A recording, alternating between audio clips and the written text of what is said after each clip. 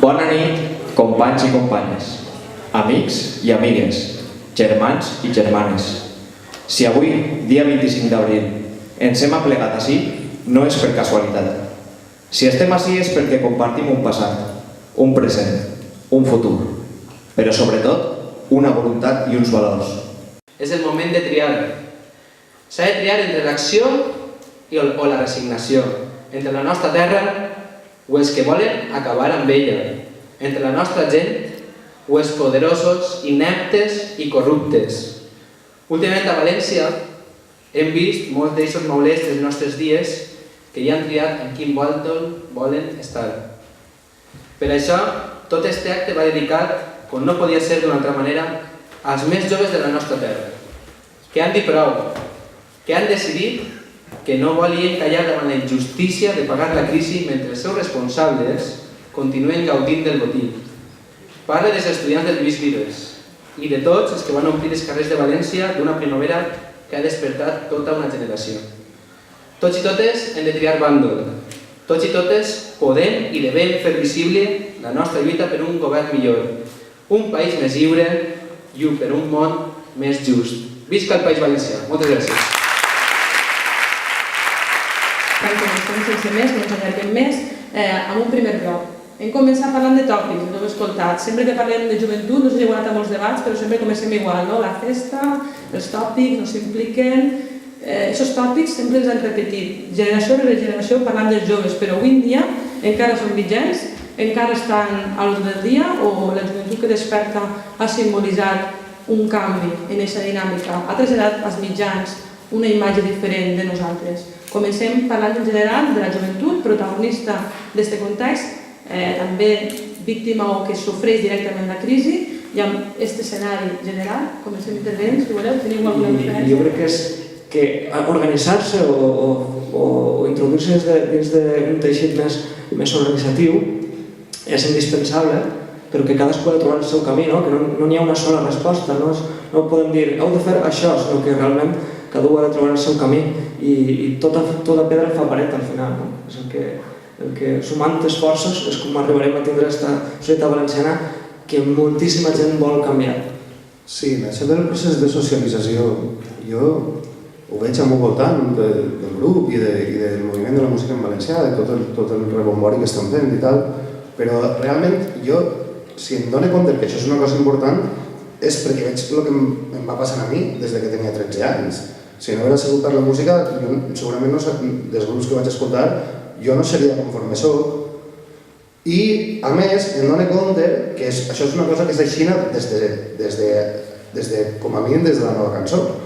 I que molta gent que tenim al nostre voltant, gent més major que jo, quan parles amb ells i al final comences parlant de política, parlant de música o al revés, i veus que la gent s'ha socialitzat molt en el nostre país històricament gràcies a la música, i és una cosa que tenim i és el que ha dit Ferri abans, que no tenim ja generals ni tenim artilleria, però sí que ja des dels anys 70 tenim músics i d'alguna manera això la nostra societat ho ha sabut aprofitar de les poquetes coses que ens han ensenyat. Però és important que individualitzem i que cada persona és important. Hi ha organitzacions on l'individu desapareix. I això jo ho porto molt mal, per exemple. I jo crec que la gent jove també ho porta mal. És important. I jo crec que a més és important per a lluitar precisament contra l'individualisme, perquè el capitalisme ha fet diverses coses molt bé. Una, carregar-se l'interès col·lectiu a través de l'individualisme, i l'esquerra no han sabut mai donar una resposta, perquè nosaltres ens hem tancat en la defensa de lo públic, a vegades fins i tot a costa de l'interès col·lectiu. Doncs la dreta allí ho ha aprofitat molt bé. I després l'anul·lació de l'individu, quan la lluita per l'individu era l'emancipatori. De l'antic règim s'anís precisament reivindicat l'individu front a les estructures feudals. Entonces, és com si, mira, me serveix la metàfora, és com si estiguérem eixint també de les estructures feudals polítiques. El treball en el diari Ara, el que sí que fem és intentar apropar-ho a la joventut, sobretot en les xarxes socials i en internet. Perquè avui en dia anar a un quiosc, que llorar, no? obviant les generalitzacions, per anar a un quiosc i trobar a una persona menor de 30 anys comprant un diari és quasi per comptar un Twitter, no? Què està passant. I aleshores jo crec que internet o les xarxes socials és importantíssim. I jo crec que ahí els periodistes tenim un paper per a traduir segurament el que assistim, el que estem mirant, el que anem allà a les corts i diuen, però jo crec que també hi ha molta gent, i en aquest auditori segur que he compartit converses amb algú de vosaltres, hi ha molta gent que no és periodista i està portant una informació valuosíssima. No seré jo aquí. Muchas gracias por este reconocimiento hacia los estudiantes que hicimos y queremos cambiar nuestro difunto país. Estoy convencido que este es el principio de un gran cambio, que esto es una evolución que empezó con el 15M, continuó con la Primavera Valenciana y continuará hasta que consigamos realmente lo que queremos.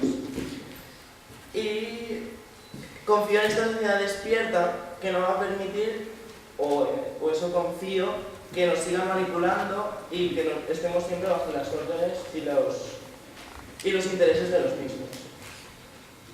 Y ya está.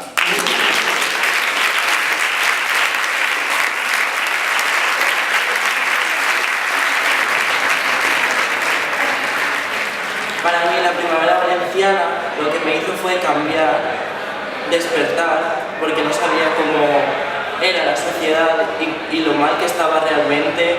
El poder que tenía la policía siempre la veía como una amiga y ahora la veo como lo que es, unos perros de caza, y hay mandados sin ningún tipo de poder. ¿Y qué hemos conseguido con la Primavera Valenciana?